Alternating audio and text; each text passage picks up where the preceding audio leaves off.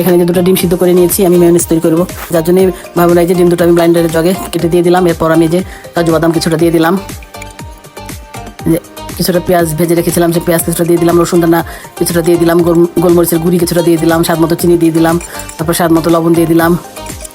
এই যে শুকনো মরিচ আমি দুটো ভেজে রেখেছিলাম, সেই শুকনো মরিচ দুটো দিয়ে দিলাম। এই যে এক ফালি লেবুর রস চিপে দিয়ে দিচ্ছি। তারপর 2 চামচ ভিনিগার এখানে যে আমি দিয়ে দিচ্ছি। রান্নার রেগুলার তেলটা আমি কিছু পরিমাণ দিয়ে দিলাম। তারপরে যে 2 চামচ আমি গুঁড়ো দুধ দিয়ে দিচ্ছি। এখন ভাই বোনরা আমি এইসব ব্লাইন্ডারে ব্লেন্ড করে ফেলবো। এই যে আস্তে আস্তে পজ করে আমি এখানে ব্লাইন্ডারে ব্লেন্ড করছি ভাই বোনরা। বেশি না, এই 5 থেকে 7 সেকেন্ড লাগবে এই মেয়োনিজটা তৈরি করতে। তো আমার মেয়োনিজ তৈরি হয়ে গেছে, আমি নামিয়ে নিচ্ছি জগ থেকে।